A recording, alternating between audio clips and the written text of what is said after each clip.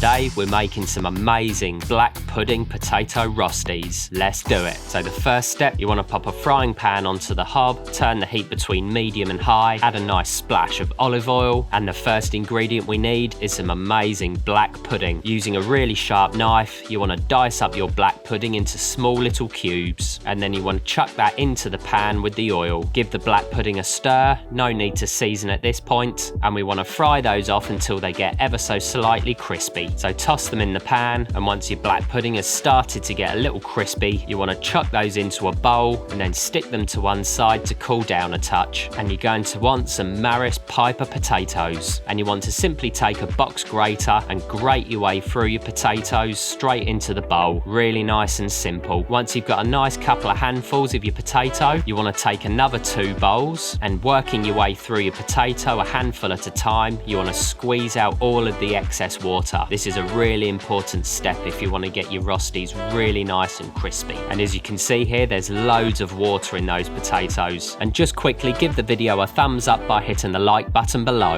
And then we're going to want our onions. So take a really sharp knife and you want to chop your onions in half, remove the skins, and then slice it fairly thinly into little strips. Once you've diced up your onions, you want to chuck those into the bowl with the potatoes, and we want about 60 to 70% potato and about 30 to 40% onion. And then the star of the show, you want to chuck in your black pudding, and then using your hands just toss all the ingredients together. And once your ingredients are nicely mixed up together in the bowl, you're going to want to pop a frying pan onto the hob, turn the heat up high, and add a nice splash of olive oil. Also at this point, turn on your oven and preheat to 180 degrees. And a great little trick for when you're making potato rosties, you want to get yourself a couple of poaching rings, and you want to take your rosti filling and stuff those into the poaching rings. Compress them down, and then you want to add some seasoning, a nice pinch of sea salt and some black pepper, and you want to fry them off on one side for about 1.5 to 2 minutes. Flip them over, and as you can see, they're starting to get really nice and golden brown. Season the other side of the rosties with a touch more salt and pepper, and then you want to chuck in a nice generous knob of butter. Move the rosties around in the butter and fry these off for another 2 or 3 minutes. And then, while taking great care, use a tea towel to remove the poaching rings. And very quickly, make sure you hit that subscribe button below. You want to take your rosties and pop those into the oven, and we want to bake them off for about 8 to 10 minutes. Take a small frying pan, add a little splash of olive oil, and you want some good quality free-range eggs. Crack as many eggs as you need into the frying pan, and then spend a few minutes to perfectly fry off your egg. After 8 to 10 minutes, your rosties will be ready, so get those out of the oven, and then you want to pop those onto the plate first. Add a little touch of seasoning to your egg, and then you want to gently lay your egg over the rosties. And to finish this dish, we want some lovely fresh dill. So take your dill and then gently pluck off a few little sprigs, scatter those over the rosties, and there you have a really delicious and indulgent treat. So give them a try, and I'll see you next time.